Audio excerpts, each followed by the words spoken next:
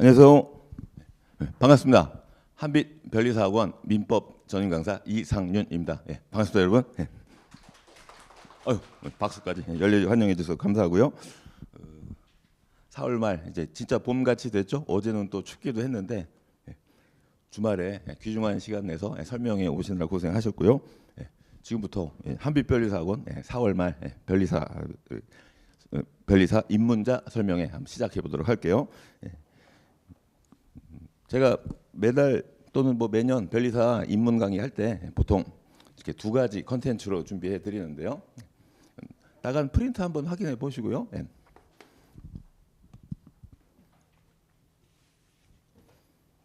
여러분이 일단 관심 있어하는 변리사라는 직업, 거기에 대한 현황이라든가 전망, 그다음에 두 번째 변리사 지금 현재 우리나라 시험 중에 가장 어려운 자격증 시험입니다. 왜냐하면 제일 조금 뽑아요. 200명 뽑기 때문에 합격이 좀 쉽지 않다 그렇게 말씀드리고요. 그래서 변리사 시험이 어떻게 구성이 되고 그리고 어떤 식으로 공부해서 합격하는 게 타당한가 맞는가 그런 얘기 한번 전략 얘기 좀 한번 해보고요. 그리고 마지막으로 제가 담당하고 있는 민법, 이게 여러분 변리사 시험 준비하면서 제일 처음 시작하는 공부 과목이거든요. 어떻게 출발할 것인가. 그래서 이렇게 민법 공부 방법론 해가지고 세 가지 얘기 한번 출발해 볼게요. 그런데 이 중에 첫 번째 얘기는 제가 잘 안 합니다. 왜냐하면 민법 강사는 현직 변리사가 아니에요. 전문적으로 민법을 전공한 사람이 이제 강의를 하고 저 다음에 들어오는, 오늘은 이제 디자인 보호법을 담당하고 있는 자타가 공인하는 이제 최강자 해가지고 이제 정다은 변리사님이 들어올 테니까 요 변리사의 현황이라든가 앞으로의 전망, 그리고 뭐 일이 어렵습니까? 또는 뭐 돈은 많이 벌립니까? 그런 얘기들 한번 제 뒤에 들어오는 정다은 변리사하고 한번 나눠보도록 하고요. 저는 좀 딱딱한 얘기지만 변리사 시험 어떻게 할 것인가, 그리고 민법 도대체 공부를 어떻게 출발하는 게 타당한가. 오늘 여러분 오시느라고 고생했다고 그 정성민법 교재도 한 권씩 있죠. 그게 이제 여러분이 공부할 첫 과목이 될 것이다 그렇게 말씀드립니다. 출발해 보도록 할게요.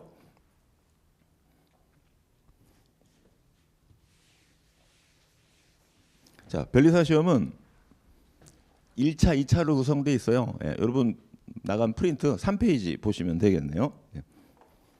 1차는 객관식 시험이고 여기 그냥 간단하게 판서하면서 얘기해 보도록 할게요. 1차 시험은 객관식 시험이에요. 그래서 매년 2월 말에 봅니다. 2월 마지막 주 토요일이라고 생각하면 될 것 같아요. 2월 마지막 주 토요일. 올해 같은 경우에는 달랐어요. 올해는 2월 중순에 봤습니다. 근데 매년 2월 마지막 주 토요일 날 보다가 올해 앞으로 그렇게 될 건지 아니면 올해만 한 1, 2주 땡긴 건지 2월 중순에 봤어요. 그래서 2월 중순에서 2월 말이다라고 보시고요. 1차 시험은 1교시가 산업재산권법, 이게 변리사가 주로 다루는 영역이라고 생각하시면 되는 겁니다. 산재법이라고 그냥 줄여서 얘기하는데 이 안에 특허, 상표, 디자인 차례대로 들어있다라고 보시면 될 거예요. 그리고 2교시가 제가 담당하고 있는 민법, 아니 산재법, 즉 특허, 상표, 디자인 또는 저작권법이 변리사가 되면 주로 다룰 법 영역인데, 민법이 왜 들어가 있냐면 민법은 모든 법의 기본이에요. 법과 관련된 국가 자격증 시험에 항상 민법이 베이스로 깔린다라고 보시면 될 겁니다. 민법을 할 수 있어야 다른 법을 비로소 다루게 된다 그렇게 생각하시면 될 겁니다. 그래서 민법은 모든 법을 다루는 국가 자격증 또는 국가 고시의 기본 베이스로 들어있다라고 보시면 될 거예요. 그래서 2교시가 민법이고요. 그다음에 3교시가 자연과학 개론 이렇게 구성이 되어 있습니다. 자연과학은 뭐 난이도 순서대로 쓰는 게 아니라 그냥 생각나는 대로 물리, 화학, 생물, 지구과학 이렇게 4개로 구성이 되어 있어요. 말이 자연과학 개론이지 안에 따지고 들어가서 공부하려면 내용이 좀 많아진다라고 보시면 될 겁니다. 그래서 1차 시험은 이렇게 3 과목으로 구성되어 있고 거기 시험 시간도 살짝 나와 있죠. 3페이지를 보면 요거 70분, 요거 70분. 자연과학은 60분 동안 각각 10문제씩 40문제를 풀어야 돼요. 이게 10개씩 나옵니다. 그리고 특상 D가 3분의 1이 아니에요. 요게 비중이 특허가 제가 모든 법의 기본이 민법이라고 그랬죠. 산재법, 즉 지식재산권법의 기본은 특허법이라고 생각하시면 될 거예요. 특허법이 가장 중요하고 가장 양이 많고 가장 어렵다라고 생각하시면 될 겁니다. 그래서 특허법이 20문제 나오고요. 상표법이 10문제, 디자인법법이 10문제 이렇게 됐어요. 근데 요 객관식 문제 수만 보면 상표하고 디자인이 같은 비중처럼 보이는데 공부를 해보면 상표법의 내용이 훨씬 더 많습니다.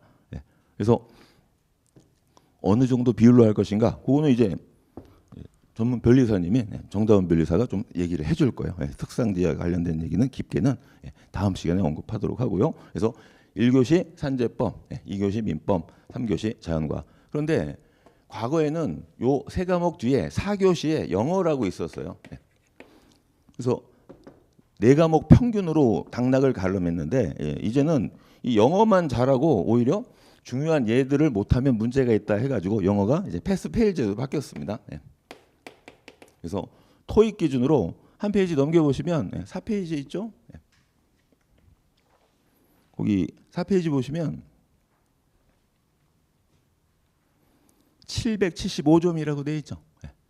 토익을 775점 점수 이상 가지고 계신 분은 굳이 영어 시험 따로 볼 필요 없고, 그게 아닌 분은 내일부터 이제 민법부터 새 출발해서 공부 시작한다고 할 때 영어를 같이 병행해서 빨리 요 점수를 확보해 놓자라고 말씀드립니다. 과거에는 요 토익 점수 자체가 효력이 2년밖에 안 돼가지고 좀 짧잖아요. 그래서 시험에 1차 한번 떨어지면 다시 또 토익 시험하고 병행해야 되는 모습이 있었는데 이제는 좀 길게 5년으로 늘어났으니까 영어 남들 2월 말이 1차 시험이니까 1월 달에 막 과목들 정리하기 바쁜데 나 혼자서 주말마다 뭐 영어 시험 보러 다니고 곤란하다라고 말씀드립니다. 그래서 영어를 미리미리 점수를 확보해 놓자 그렇게 말씀드릴게요. 대부분의 국가고시는 700점이거든요. 근데 변리사는 그때 요 제도를 만든 특허청장님 훈령으로 특별히 775 변리사는 앞으로 미국, 캐나다 등등 지식재산권 선진국과 교류해야 되니까 영어 잘해야 된다 해가지고 좀 가중이 돼 있어요. 아무것도 아닌 점수인가요?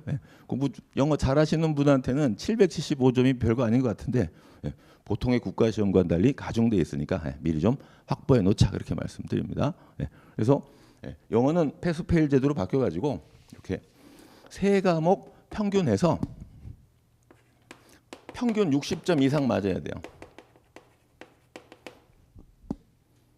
그러니까 각 과목이 40문제거든요. 민법은 어떻게 나오는지 잠시 뒤에 민법 공부박물원에서 말씀드릴게요. 이게 어떻게 구성이 되어 있고 문제가 어떻게 출제되는지 잠시 뒤에 민법에서 얘기해드리고, 평균 60점 이상자 중에서 최종 합격이 200명이거든요. 200명의 3배수를 뽑아가지고 1차에서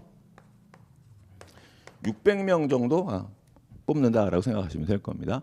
동점자 처리하고 해가지고 610명에서 620-30명까지 가장 많이 뽑을 때는 630명 정도 된 적도 있고 어떤 해에는 뭐 600명 딱 뽑은 적도 있고요. 그래서 거기서 커트라인이 결정된다라고 보시면 돼요. 그러니까 평균 20이라는 큰일 날 뻔해요. 평균 60점 넘는 수험생들 가운데 600등으로 잘라버린다 그렇게 보시면 되겠네요. 그리고 여기 하나 또 들어가는 게 있어요. 단 꽈락이 없어야 돼요. 꽈락은 40점 미만입니다. 꽈락이 어디서 나오냐면 여기서 많이 나와요. 자연과학에서. 그래서 산재법, 민법 100 맞았는데 자연과학이 37.5다. 그럼 거의 평균 80에 가까운 점수를 받았으니까 웬만하면 붙을 텐데 꽈락이 있으면 무조건 탈락이다. 그렇게 말씀드릴게요. 그래서 아니 인간의 탈을 쓰고 40점 미만을 어떻게 맞습니까? 라고 하는데 문제 수준이 어렵게 나오면 이런 일도 이런 참사도 가능하다라고 말씀드릴게요. 잠시 뒤에 통계표 보고 한 번 더 확인해 드리도록 하겠습니다. 그래서 1차는 평균 60 넘는 사람 가운데 꽈락 없어야 되고 600명 내외로 자른다라고 보시면 될 겁니다. 그리고 1차 시험의 합격자는 이제 2차 시험을 볼 수 있는데요. 이거는 4페이지에 있죠? 네, 4페이지를 보시면 여기 있네요. 이건 주관식 시험이에요. 왜? 대학교에서 서술형 문제 쓰잖아요. 그렇죠? 네. 뭐 답안지 뭐 A4지 한 10장 정도 주면서 막 써나가는 거 있죠. 그렇게 본다 그런 얘기입니다. 그래서 이거는 7월 이것도 올해는 7월 중순인데 그간에 항상 7월 마지막 주 금요일 토요일 이틀에 걸쳐서 봤습니다. 근데 올해는 7월 중순 토요일 일요일 금요일 토요일 해가지고요. 그러니까 일요일을 뭐 종교 관련 문제 때문에 빼고 금토 이제 이틀에 걸쳐서 보는 거예요. 그럼 2차 과목은 어떻게 되냐면 요 산재법에서 특허와 상표가 분리돼서 나와요. 그래서 금요일 날 1교시의 특허법 이거 2시간 동안 봐요. 2시간 동안 4문제를 쓰는 겁니다. 2시간 동안 4문제를 30점짜리 2개, 20점짜리 2개 해가지고 논술형으로 주로 사례형으로 나오는 거예요. 그래서 쭉 자기가 원하는 분량만큼 한 10페이지에서 20페이지 정도까지 이제 쓴다고 하는데 그걸 써가지고 채점하는 거예요. 그리고 2교시에 요 상표가 독립된 과목으로 나와요. 그래서 금요일 날 오전 2시간 특허, 오후 2시간 상표 이렇게 시험을 보고요. 그다음에 둘째 날은 1차에서 민법이 제가 모든 법의 기본이기 때문에 산재법을 공부하기엔 기초로 필수 과목으로 들어간다 그랬죠. 그리고 법을 여러분이 아직 배운 바는 없지만 법이란 걸 크게 실체법, 절차법이라고 나눠요. 뭐 그런 얘기 나중에 민법 들어가면 배울 텐데 그래서 절차법의 가장 기본이 모든 법의 기본이 민법인데 법 중에서 소송과 관련된 절차법의 기본이 민사소송법이에요. 그래서 민사소송법이 둘째 날 1교시에 필수 과목으로 들어가는 겁니다. 다 똑같아요. 특허 4문제, 상표 4문제, 민소 4문제 해가지고 30점짜리 2개, 20점짜리 2개 그렇게 나옵니다. 그래서 여기까지가 필수 과목이고 둘째 날 2교시에 선택 과목이에요. 요 선택 과목은 여러분 그 나간 자료 5페이지에 보시면 2차 시험에 주관식 논술형 해가지고 필수 3 선택 1 그렇게 써 있죠. 그 박스 안에 들어있는 과목들이 이제 선택 과목 여러분이 선택할 수 있는 거예요. 자기 전공과 관련해서. 그래서 가장 많이 선택하는 게 그 10번에 회로이라고 있죠. 그게 과거가 아니고요. 뭐 지금도 그런데 전기 전자 전공하신 분들이 변리사 시험을 제일 많이 응시하나 봐요. 그래가지고 자기 전공과 관련해서 이걸 많이 선택. 이 과목이 뭐 점수가 좋다 그런 건 절대 아니고요. 많이 선택하고 그다음에 화학과 관련된 분들은 거기 유기화학이라고 있죠. 유기화학 많이 선택하시고 또 생물 쪽 공부하신 분들은 뭐 분자생물학인가요? 그런 거 하고 뭐 제어공학도 있고 요즘에는 1차 때 특상 D 하잖아요. 그죠? 기왕에 공부한 디자인 보호법 2차에도 가져가야지 해가지고 디보법도 많이 선택합니다. 그리고 새로 떠오르는 2차 선택 과목이 저작권법이라고 살짝 들어있죠. 2번에 저작권법이라고 살짝 있죠. 그래서 그 정도가 수험생들이 많이 선택하는 선택 과목이다라고 보시면 돼요. 그래서 선택 과목도 이게 어떤 문제가 있었냐면 한 과목을 택하는 건데 과거의 언어행가는 회로 이론이 문제가 아주 안성맞춤으로 잘 나와가지고 점수가 너무 높았던 거예요. 그래서 특허, 상표, 민사소송법의 점수 좀 낮은데도 선택 과목 점수가 월등해가지고 평균으로 해가지고 붙어버리고 막 그런 모습이 있었습니다. 그래서 이게 공평에 반한다 해가지고 이것도 이제 뭘로 바뀌었느냐? 패스페일로 바뀌었어요. 50점 이상 맞으면 패스. 그래가지고 얘는 빼고 나머지 3과목 평균으로 합격, 불합격을 나눈다라고 생각하시면 될 겁니다. 대신에 특허, 상표, 민사소송법을 각 80점씩 맞았는데 선택 과목이 49점이다. 그럼 탈락이에요 무조건. 왜? 1차에 꽈락이 있는 거하고 똑같이 2차에서도 선택 과목을 50점 이상을 맞았다는 전제하에 요 3과목 가지고 평균으로 뽑는다라고 보시면 될 겁니다. 그래서 요 1차 때는 영어, 토익 775점 이상 있어야 시험장에 들어갈 수 있고 2차 시험에서는 요 세 과목 잘 봤는데 마지막 과목 완전히 망쳐가지고 49점 맞았다. 그러면 그냥 불합격이다. 그렇게 되는 겁니다. 예. 근데 웬만하면 이거 50점 맞게 공부하겠죠.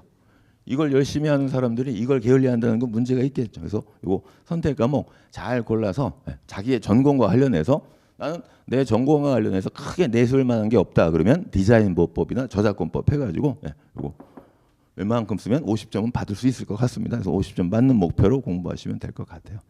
물론 대충 해서는 절대 안 나올 점수겠죠. 공부 제대로 해야 됩니다.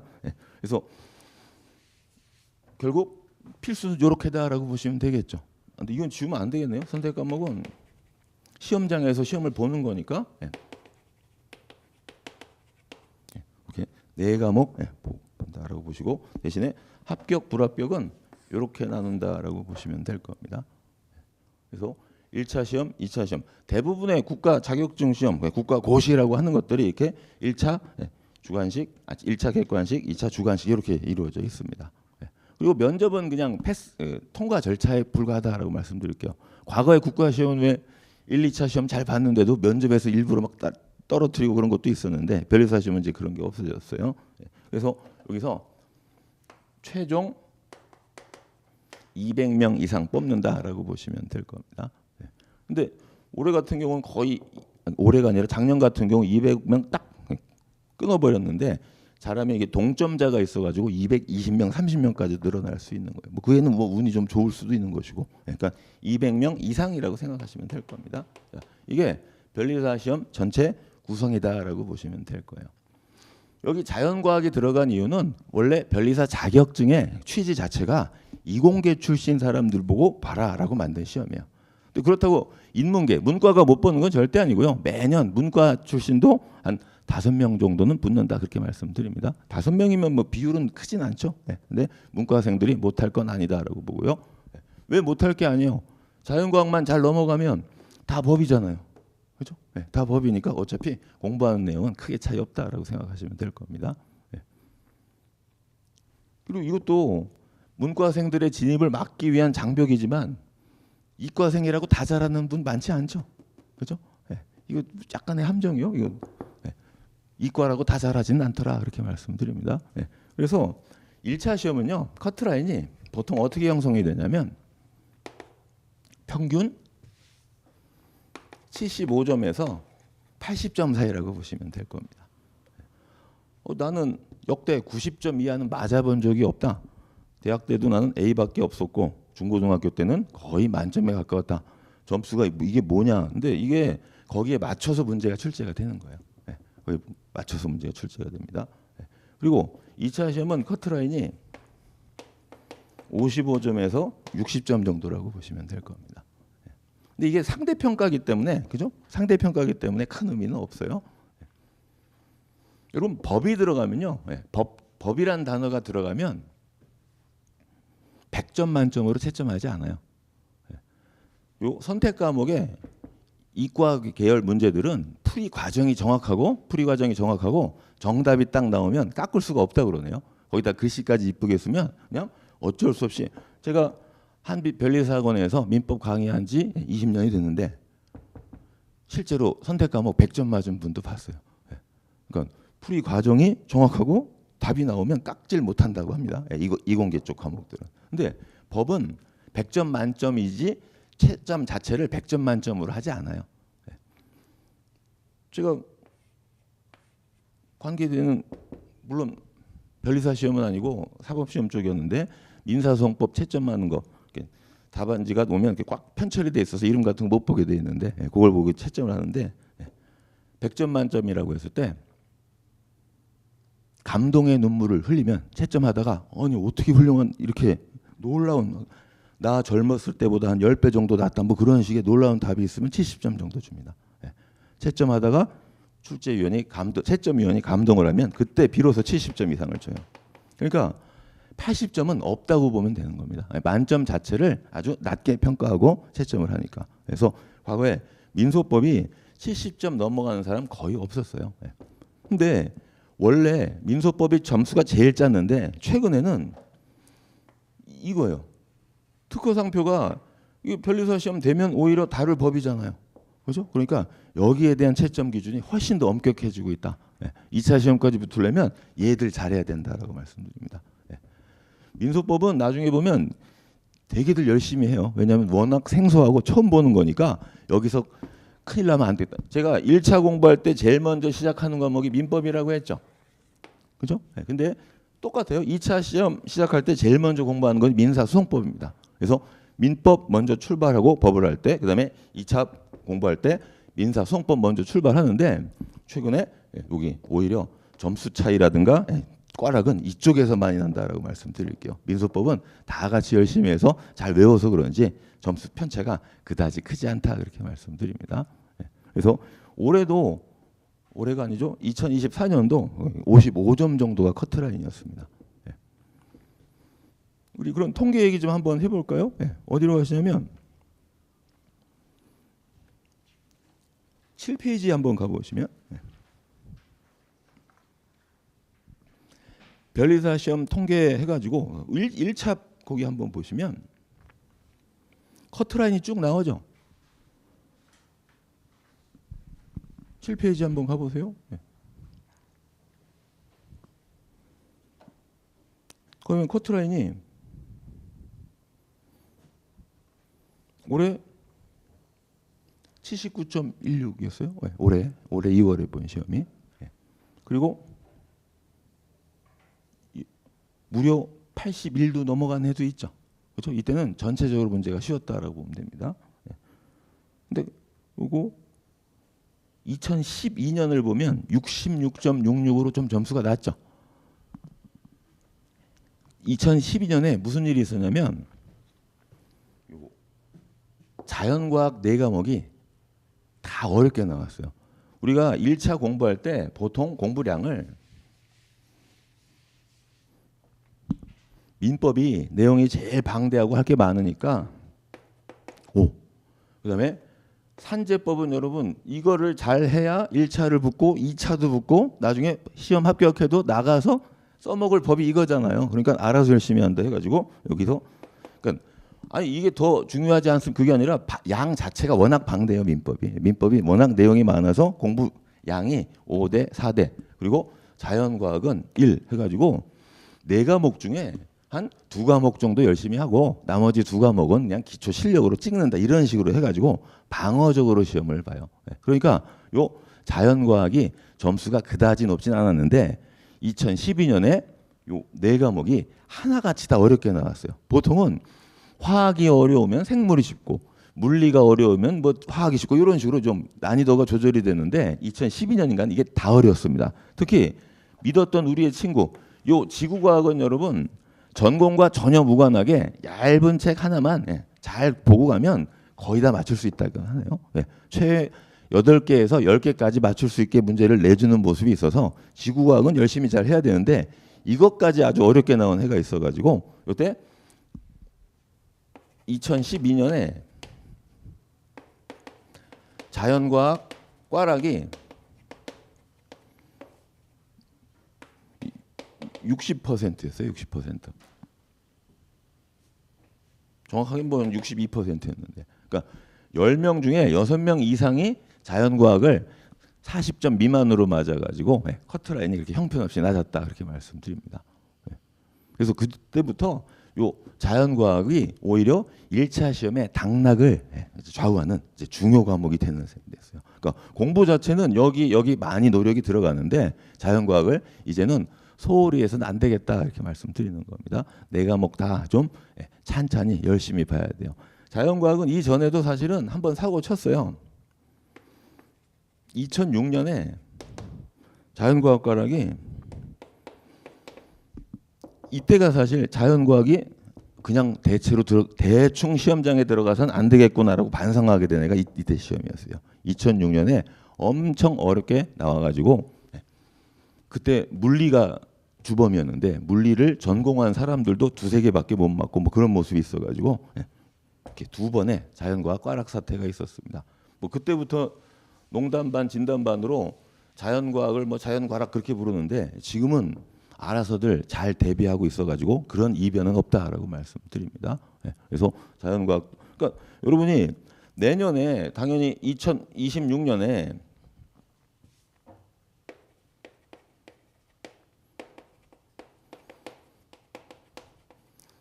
동차 합격을 노리고 공부할 거 아니에요. 동차 합격이라는 게 뭔 소리냐면 1차 시험을 붙잖아요. 그러면 그해 2차, 그 다음에 2차 시험 두 번 볼 자격이 생기는 겁니다. 그러니까 2026년 2월 달에 시험을 봤는데 1차에 붙었다. 그러면 26년, 27년 2년 동안 2차 시험을 볼 수 있게 되는 거예요. 이해되십니까? 그거 뭐 띄엄띄엄은 안 돼요. 1차 한 번 붙었으면 그해 2차, 그 다음에 2차 두 번 볼 자격이 생기는 겁니다. 물론 원서는 매년 따로 내야 돼요.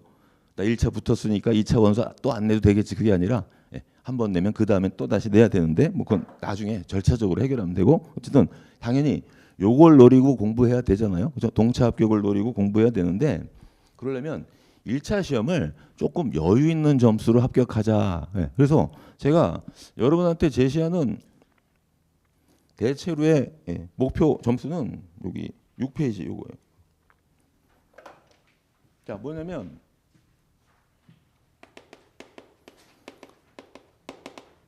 1교시 산재법은 1차 시험 뭐 3분의 1을 떠나서 2차에도 독립된 과목으로 나오죠. 거기다가 디자인 보호법 선택해버렸다면 세 과목 다 2차 연결이 되는 거잖아요. 그러니까 누가 뭐라고 안 해도 알아서 열심히 합니다. 그래서 1차 시험 과거에 산재법은 약간의 교과서가 부실하고 그러니까 산재법이 다른 법에 비해서 역사와 전통이 좀 짧아가지고 문제가 좀 통일돼 있지 않았어요. 어떤 체계가 없는 모습이 있어서 과거에는 뭐 생전 처음 본 문제 나오고 막 그래가지고 평균 점수가 높지 않았는데 이제는 그런 걸 벗어나가지고 여러분이 요 정도 점수를 목표로 공부할 수 있다 그러네요. 이게 뭐냐면 한 4개에서 6개 정도 틀린다라고 보시면 되는 거예요. 당연히 방점은 이쪽에 놓으면 되겠죠, 여러분이. 평범하게 나오면 90점은 무조건 맞아야 된다 그런 얘기 1차에서. 그다음에 민법은 그 방대한 양에도 불구하고 모든 법의 기초이기 때문에 1차 시험에 아니 얘는 1차 하고 안 하니까 대충 하면 되지 않는가? 절대 그렇지 않아요. 제가 모든 법의 기본이라고 그랬죠. 민법을 못하는데 산재법을 잘한다. 민법을 못하는데 민소법을 잘한다. 좀 이상한 현상이다 그런 얘기요. 민법에서 법학 공부 방법론의 기초를 닦아야 되는 겁니다.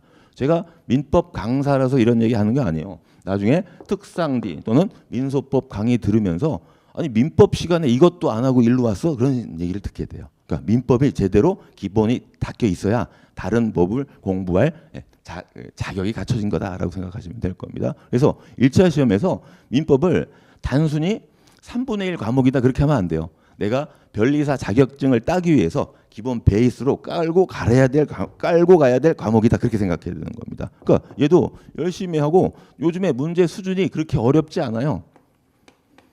제가 과거에는 이 정도 점수 맞으면 됩니다라고 했는데 최근에 수준을 보면 90에서 95까지도 가능합니다. 그래서 민법은 평균을 확 올려주는 과목이다 그렇게 생각하시면 되는 거예요.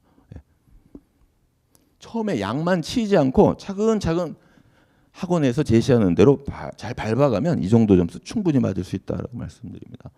그리고 자연과학은 공격적인 건 아니에요. 여러분이 뭐 과거 출신이다 해가지고 타고난 요 4과목 다 잘하는 분이 있어요. 그런 분들은 1차 시험에 부담이 아주 확 줄어든다고 보면 되는 겁니다.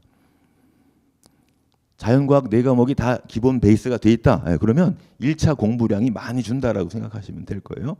그래서 자연과학은 요 정도를 보통 목표 점수로 공부합니다. 근데 올해처럼 좀 쉽게 나왔다 그러면 한 70점까지 노리는 식으로 해가지고요. 올해 1차 수석하신 분이 평균이 99점 얼마예요? 197.5 아주 놀라운 점수. 그렇게 붙일 필요 있나요? 그럼 1차 같은 거 커트라인 딱 걸려서 붙는 게 잘 해피하지 않나요? 뭐 사람마다 다르겠지만 뭐 놀라운 그런 오지선대형의 귀재도 있긴 합니다. 근데 그렇게까지 갈 필요는 없고 여기서 여러분이 요 정도 점수를 맞아주면 1차 붙는데 아무 문제 없다 그런 얘기예요. 다시 말해서 2월 달에 딱 시험을 봤어요. 보고 나서 가채점 할 거 아니에요. 합격자 발표까지 한 달 정도 걸릴 때 딱 채점을 했더니 내 점수가 여기 걸려 있다. 그러면 거의 붙었구나라고 생각하고 바로 2차 시험 민소, 특허, 상표 들어가면 된다 그런 얘기입니다. 1차 시험 봤는데 내 점수가 애매해요. 그러면 2차 공부가 좀 안 되겠죠. 발표할 때까지 한 달 그냥 허송세월하는 모습이 있는 거니까 1차 할 때 확실히 여기 이쪽에 들어가 보도록 하자 그런 얘기입니다. 여기 커트라인도 한번 보시면 7페이지 한번 다시 보시면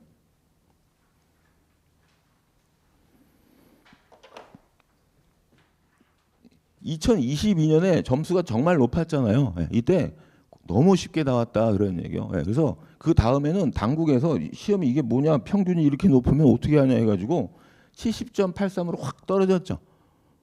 이때 2023년에 민법 문제가 어렵게 나왔어요. 민법이 어렵게 나와서 제가 민법 85에서 90은 무조건 맞아야 됩니다라고 했는데 이 당시에는 80점만 맞아도 민법 잘 봤다 그렇게 얘기할 때입니다. 나중에 이제 민법 강의 듣다 보면 이런 문제 접할 거예요. 그때 제가 민법 공부하다가 자만심이 팍팍 생기면 2023년 문제만 골라서 풀어보세요. 그러면 급 겸손해집니다. 이때 너무 어려웠는데 그 다음 해부터는 민법이 쉽게 나왔어요. 민법이 쉽게 나왔고 이제 산재법의 문제가 점점 난이도가 생긴다 그렇게 생각하시면 될 겁니다. 특허 상표 디자인 보호법의 난이도가 이제는 과거처럼 대략 해서 뭐 90점 이상 그렇게 안 나오고 이제는 어느 정도 공부가 필요하게 출제가 된다 그렇게 생각하시면 될 거예요. 그래서 올해는 사실은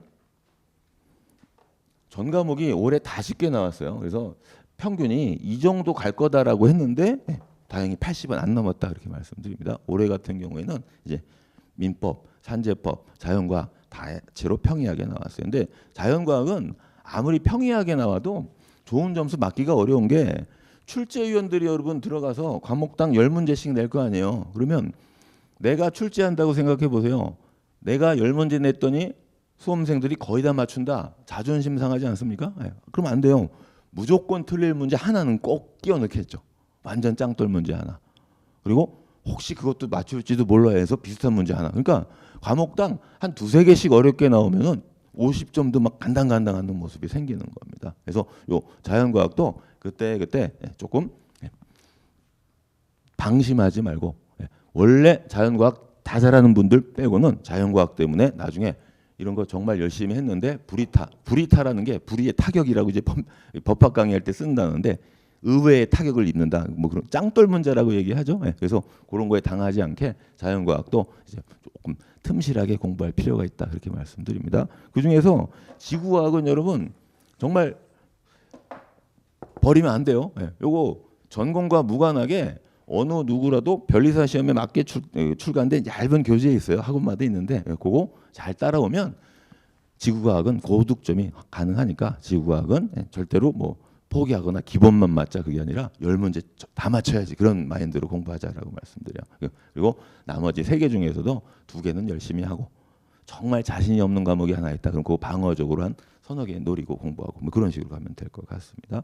그래서 목표를 여기다 잡고 공부를 한다라고 보시고 그리고 설명회가 뭐 보통 언제 많이 하냐면 1월하고 7월에 많이 해요. 1월, 7월이 의미하는 게 뭡니까?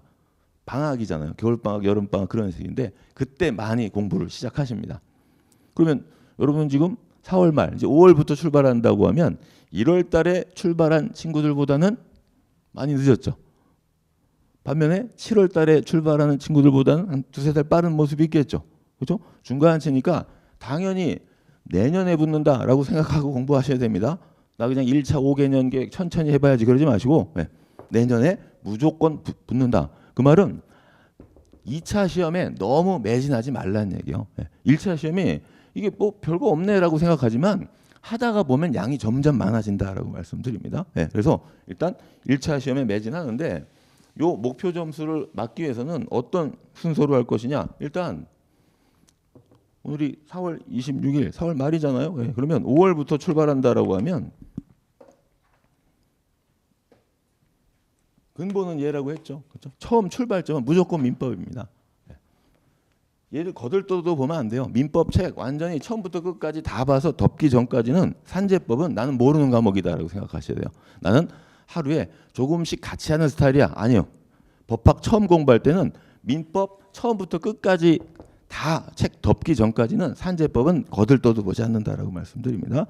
대신에 이것만 어떻게 두 달을 하냐? 이게 두 달 코스예요. 예. 여러분이 아무리 열심히 빨리 해도 두 달은 걸립니다. 실강은 없어요. 실강과 인강이 있잖아요. 예.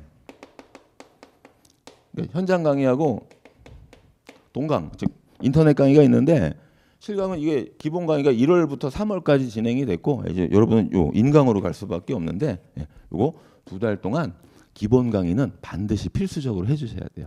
예. 거기서 민법뿐만 아니라 모든 법의 기본적인 법률 용어라든가 법학적 사고방법 그런 게 처음에 요 두 달 코스에서 생긴다라고 보시면 될 거예요. 예. 나는 좀 빨리 하고 싶다 그러면 동영상 강의 1.5배속 이것도 가능해요. 제가 말투가 좀 느린가요, 여러분? 듣기에? 빠른가요, 느린가요? 가만히 보니까 제가 제일 느린 것 같아요, 말이. 예. 제 뒤에 이제 특허 뭐 임병훈 강사님 뭐니 들으면 말 진짜 빠릅니다. 예. 주어진 시간 안에 많은 이걸 해주려고 말이 다 빨라요. 전 제가 말이 빠른 줄 알았더니 다른 강사님들 보니까 저만큼 느린 사람 없어. 전 1.5배속 가능해요. 예. 제가 들어보니까 들려요. 그래서 이렇게 한다고 해도 두 달은 풀로 진행된다라고 보시면 될 거예요. 예. 그래서 두 달 동안에는 오로지 얘만 하는 거예요. 예. 민법 하면서 같이 할 게 영어는 해놨으면 좋은데 안 돼 있는 분은 같이 해야 되겠죠. 그죠? 영어 꼭 따놓으시기 바랍니다. 예. 그게 2년간 유효였는데 5년으로 바뀌었거든요. 그래서 그 구체적인 그 경과 규정 때문에 좀 계산을 해봐야 돼요. 내가 토익 한 900점 맞아놓은 게 한 2, 3년 전께 있는데 내년에 쓸 수 있나 없나 그런 거 이제 학원 관계자하고 한번 전화로 상담하거나 아니면 그 산업인력공단하고 그 계산 법이 따로 있습니다. 예. 그래서 그거 영어 해야 되고 그리고 나는 이거 한 과목만 하는 건 내 스타일이 아니야. 그러면 이런 애들 중에 물화생지 중에 한 과목 정도 같이 뽑아가지고 할 수 있겠죠. 그런데 월화수목금토까지는 민법을 하고 일요일엔 뭐 하고 아니면 하루에 8시간은 민법하고 뭐 한두 시간은 나머지 한 과목하고 이런 식으로 해서 그거는 여러분이 앞으로의 스케줄을 짜면서 그때 수정해 나가면 되는 겁니다. 이거는 개인에 따라서 자연과학 중 한 과목, 두 과목 이런 정도 해주시면 돼요. 그러니까 이게 스타일이에요. 요 네 과목을 한 일주일씩 몰아가지고 한 달에 하는 분도 있고 아니면 다른 과목도 하면서 하나씩 끼워서 하는 것도 있고 그건 여러분의 취사 선택 그런 거에 대해서 궁금하고 어떻게 좀 갈등이다 그러면 우리 한빛 별리다 학원에서 상담 같은 거 하면 친절하게 다 얘기해 줍니다. 그래서 자 5월, 6월 동안 오로지 민법 1회독 해가지고 여러분 오늘 정석 민법 받으셨잖아요. 그거 가지고 한 두 달 코스로 강의가 진행이 됩니다. 거기서 이제 객관식도 이렇게 공부한다라고 해가지고 기출 문제 푸는 과정까지 같이 결합이 돼 있어요. 이게 핵심이고 그 다음에 산재법으로 가야 되겠죠. 산재법으로 가는데 그것도 순서 바꾸지 마세요. 써 있는 그대로 특, 상, 디 이렇게 가시기 바랍니다. 요 공부량이 어떻게 되냐면 다 이제 친한 강사들인데 물어보면 특허가 5, 4, 1 공부량이 이렇게 주장하시는 분이 상표보호 강사님들. 어디 상표 따위가 해가지고 특별히 봐줄게. 이렇게. 여기서 중요한 건 뭐예요? 얘는 아무 말 없죠. 디법법은. 그죠? 두께가 달라요. 책 두께가 다릅니다. 특허법 기본서, 상표법 기본서는 두꺼워요. 근데 디자인은 얇아요. 그리고 특허에서 직결돼요. 디자인으로. 특허가 잘 돼 있으면 아주 쉽게 해결이 된다 그런 얘기입니다. 그대로 연결이 되는 거예요.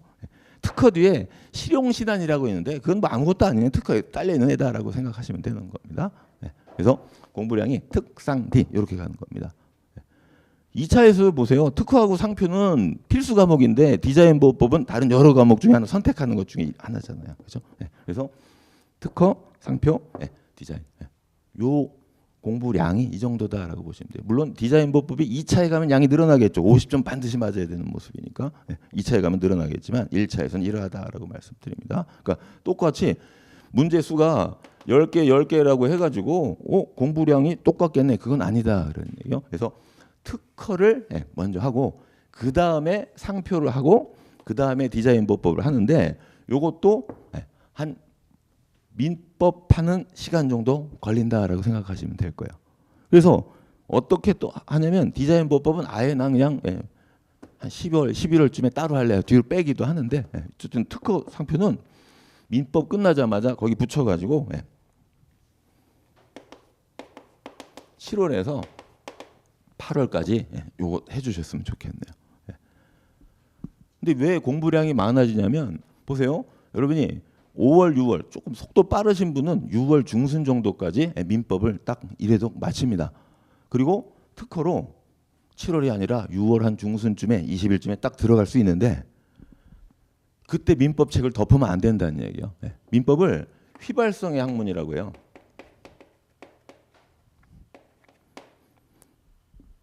들어오면 다 날아간다 그런 얘기예요.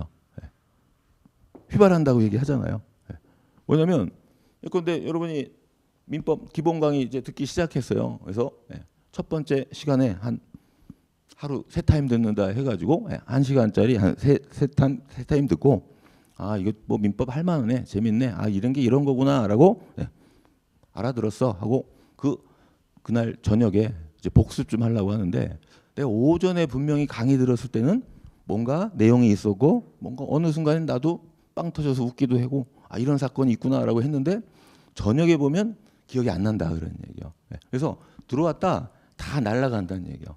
그 말은 민법 1회도 끝나고 특허 갔을 때 민법책을 딱 덮어놓고 전혀 관심을 기울이지 않으면 요거 다 했을 때 나는 민법을 배운 적이 없는 게 되는 거예요. 완전히 다 사라집니다. 그러니까 특허법을 강의를 수강하면서 공부할 때 뭘 해야 되냐면 민법을 빠른 속도로 한번 일독을 해야 되는 거예요. 민법만 공부할 때 강도가 아니라 아 나 이런 거 배웠었지 맞아 이런 게 있었지 하고 복습 개념으로 머리 뇌리에서 날아가지 않게 확인을 해줘야 된다는 겁니다. 이해되십니까? 안 그러면 통째로 다 날아가요.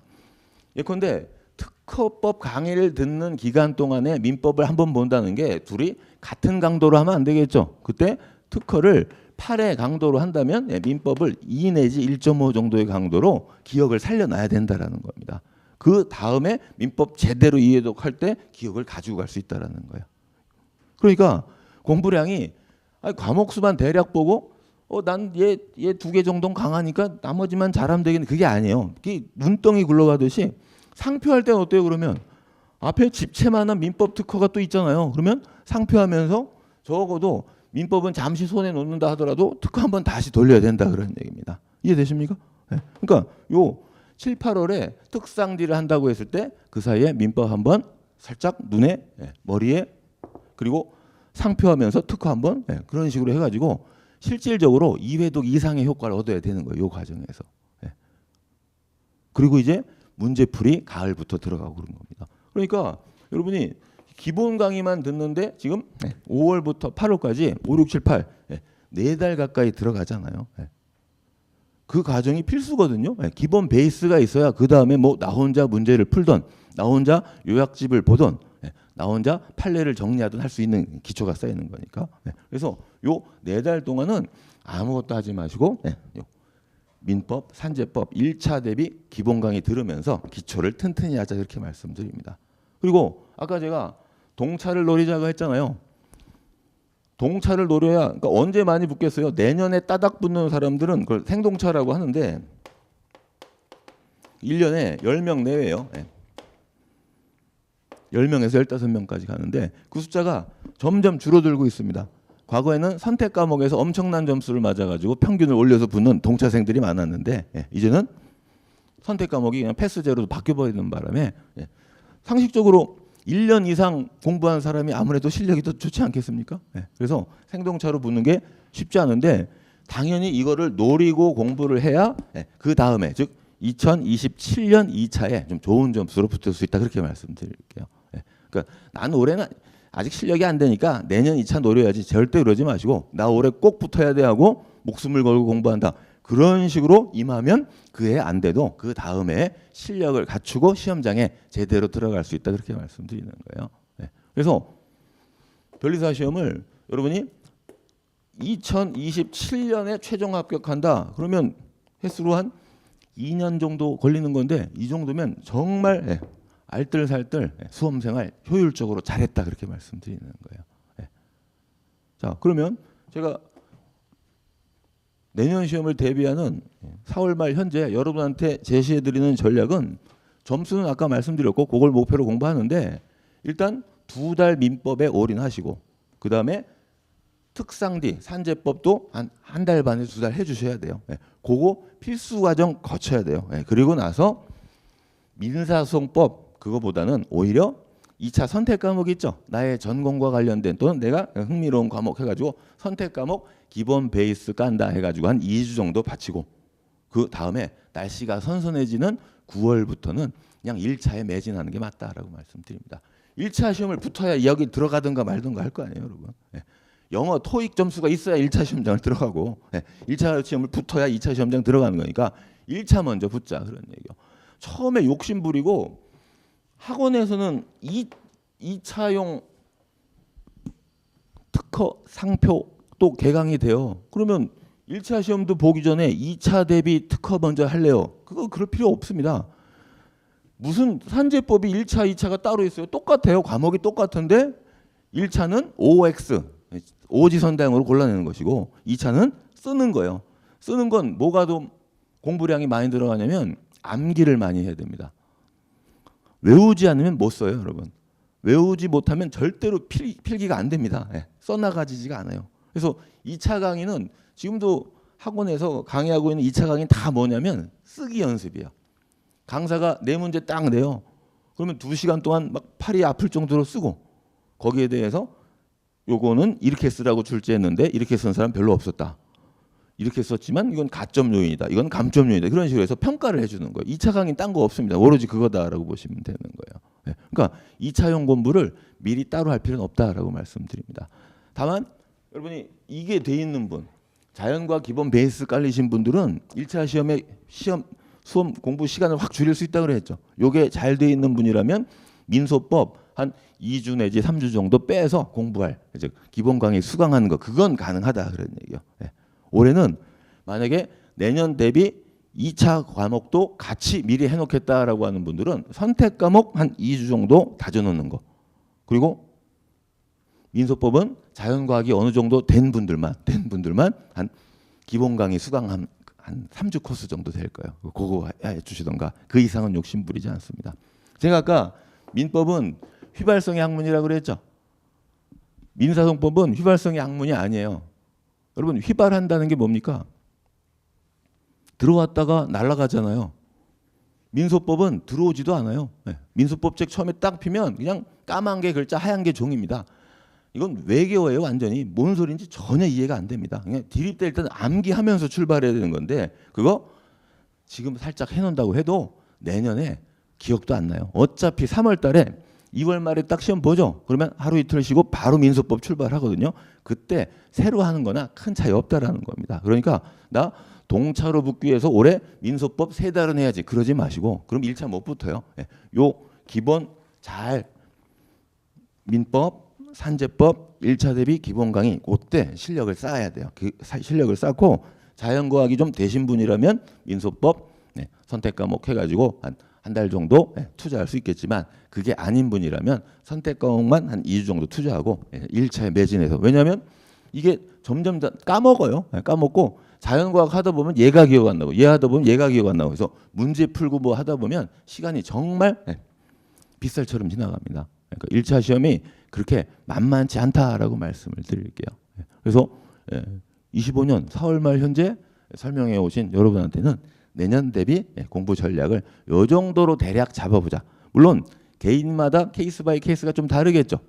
학업도 병행해야 되고 막 이런저런 일이 있고 뭐 또는 직장이다 뭐 그러면 조금씩 변형을 시켜야 될 거예요. 그건 이제 거기 자기에 맞게 수정해 나가는데 그런 점에 어려움이 있으면 우리 한빛별리사학원의 직원들도 수험 전문가들이에요.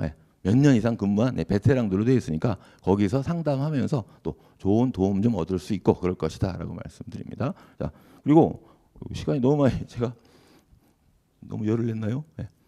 제가 담당하고 있는 민법 얘기 좀 한번 해볼게요. 민법은 좀 빨리 얘기해 보겠습니다.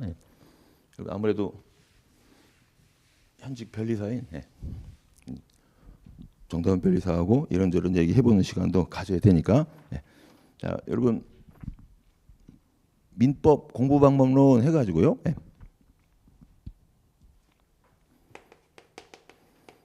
민법의 가장 쉬운 개념이 이거예요. 사인 간의 권리와 의무를 규율하는 법. 이게 사인이 개인 말하는 거예요. 개인사자. 개인 간의 권리와 의무를 규율한다. 여러분 오늘 학원에서 책을 한 권 샀어요. 그러면 돈 내고 책을 받겠죠. 그럼 나는 책 소유자가 되잖아요. 그렇죠?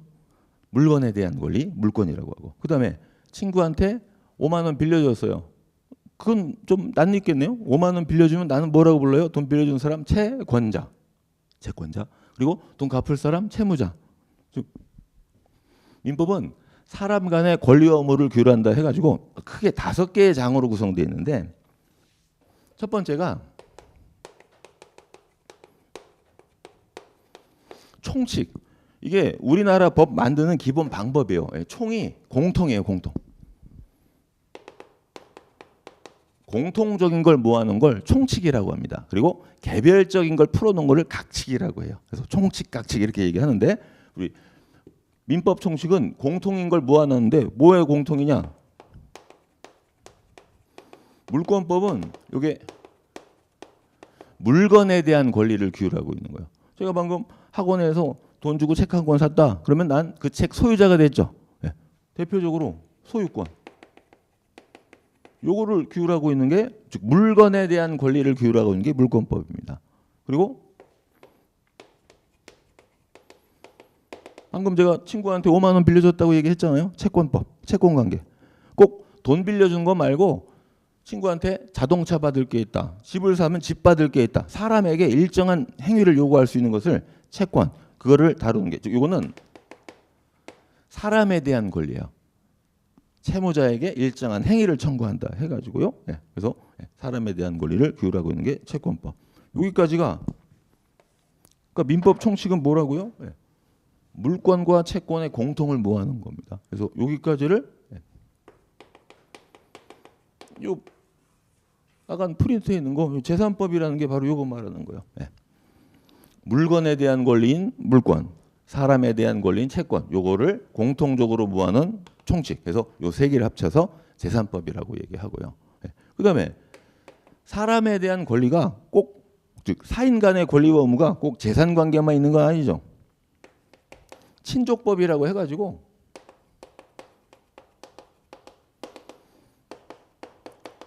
여러분 혼이 나면 부부 간의 권리와 의무가 있겠죠. 그리고 부모와 자녀 사이의 권리와 의무도 있겠죠. 자식이 태어나면 그걸 뭐 친생자라고 하고, 자식이 없으면 입양했다 그러면 이거 양자라고 하잖아요. 그런 관계 규율하고 있는 거예요. 그리고 형제 자매를 혈족, 핏줄로 엮였잖아요. 그리고 사돈이라고 하죠. 내가 혼이 났다 그러면 뭐 매형, 매제, 뭐 매부 막 생기잖아요. 처남 그런 것들. 그 친인척 관계를 규율하고 있는 거를 친족. 그래서 부부 간의 권리와 의무, 부자지 간의 권리와 의무, 친족 간의 권리와, 친족이 여기 이제 뭐 방금 말한 핏줄하고, 그다음에 혼인으로 인척 뭐 그런 관계. 그래서 권리와 의무가 생기는데 그걸 규율하고 있는 게 친족법. 그리고 마지막으로 이건 여러분 대략 들어본 적 있을 거 아니에요. 아버지가 사망했다. 그럼 자식들한테 재산이 내려갑니다. 그거를 상속관계를 규율하는 게 상속법. 그러니까 갑이 사망했다. 그럼 그 재산은 자식한테 가요. 근데 자식이 없을 수 있겠죠. 그러면 위로 가요. 부모. 그래서 아래쪽으로 가는 걸 직계 비속이라고 하고 위쪽으로 가는 걸 직계 존속이라고 해요. 그러면 가장 가까운 사람은 누구예요? 직계 존속도 있고 비속도 있지만 배우자, 부부가 제일 가깝겠죠. 그래서 배우자는 공동상속. 그런 상속 순위를 규정하고 있는 게 상속법입니다. 요거를 조금 바꿀 수 있는 게 유언이에요. 즉 나한테 첫째 아들, 둘째 아들, 셋째 딸, 넷째 딸 4명의 자식이 있어요. 그럼 내가 죽으면 이제 남녀 평등이니까 재산이 1대 1대 1대 1로 상속이 됩니다. 근데 그중에 막내딸이 뭔가 좀 안타까워가지고 아직 어리고 해서 뭘 더 주고 싶다. 그 유언으로 조금 바꾸는 거예요. 막내딸한테 요거는 줘라. 이런 걸 규율하고 있는 게 상속법. 그러면 여기 친족관계, 상속관계를 다룬다. 요거는 가족관계를 다룬다. 자, 민법은 이렇게 구성이 되어 있는 우리나라 단행법 중에 조문이 가장 많아요. 1조부터 1118조까지 있습니다. 요게 S자 두 개 묶어서 그냥 몇 조, 1조, 2조, 3조 그런 식으로 얘기하는 거예요. 그래서 여러분이 변리사 시험 공부하기 위한 가장 첫 출발점 민법이다 이런 얘기요. 그런데 민법의 양이 워낙 방대하니까 이 전체가 시험 범위에 들어가진 않아요. 변리사가 주로 다루는 건 지식재산권법, 즉 산업재산권법이 이제 요즘엔 지식재산권법이라고 하는데 특허, 상표, 디자인, 저작권 이런 거잖아요. 그러면 기초로 뭐만 잘하면 되겠어요? 재산법만 잘하면 되지 않겠습니까? 그래서 여기서 시험 범위가 끊겨요. 이게 766조까지입니다. 그래서 1조부터 766조까지만 여러분의 시험 범위다라고 보시면 돼요. 그리고 법으로 정해진 건 아니지만 항상 시험 문제가 10년 넘게 어떻게 나오느냐. 민법 총칙에서 12문제, 물권법에서 12문제. 이게 내용이 제일 많아요. 채권법이 16문제 이렇게 출제가 됩니다. 그래서 출제 경향이 이렇게 된다라고 보시고, 제가 모든 법의 기본이 민법이라고 했죠. 민법을 잘해야 산재법이니 민소법을 잘한다고 했는데 민법 중에서는 또 여기가 기본이 되는 거예요. 채권법을 잘하면. 근데 조문 순서는 거꾸로 나가는 거니까 여기부터 출발해서 이제 공부를 하게 된다라고 말씀드립니다. 자, 이게 민법이에요.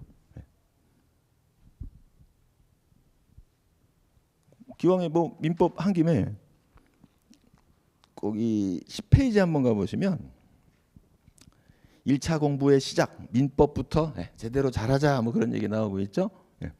그러면서 여러 가지 얘기가 나오는데 뭐 민법 얘기 했으니까 여러분 오늘 받은 책 그거 한번 15페이지 한번 잠깐 펴보면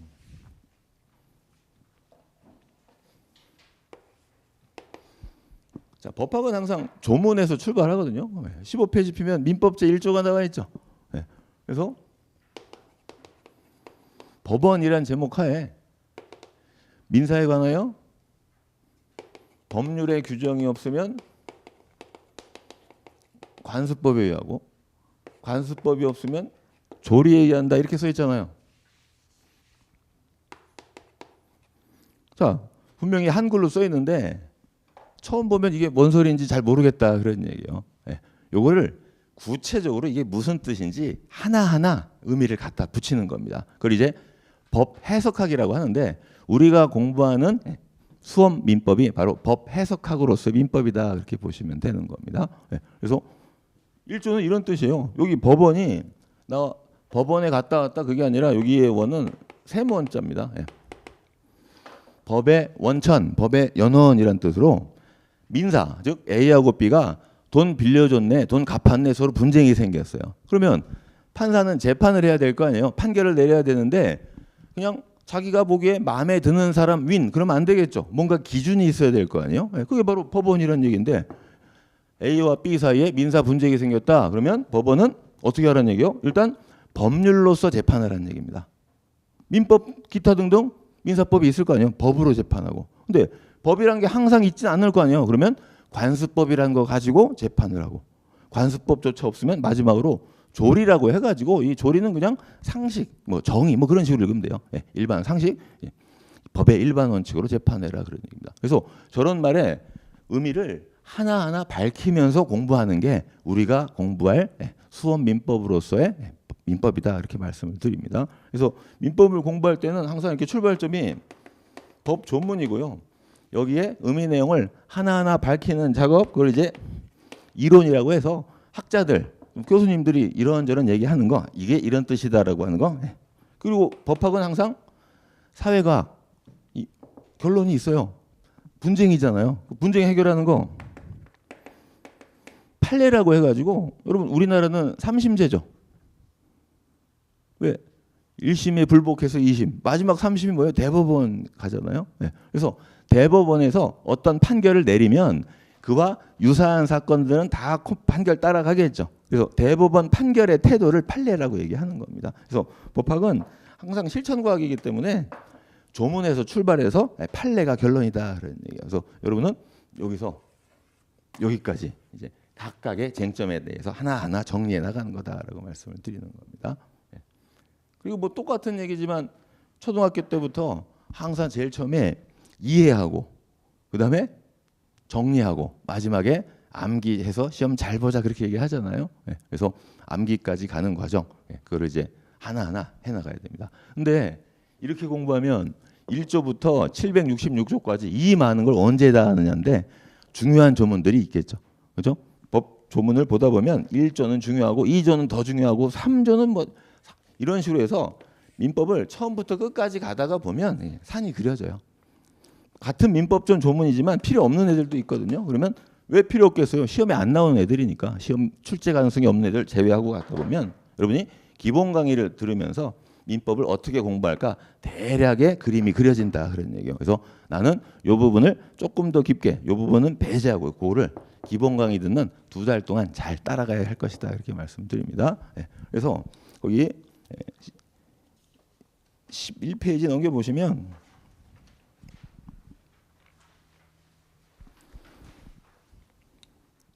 공부하다가 많은 질문을 봤는데 대표적인 질문들 모아봤어요. 이런 것들 이제 강의 들으시면서 중간중간에 이제 소화가 됩니다.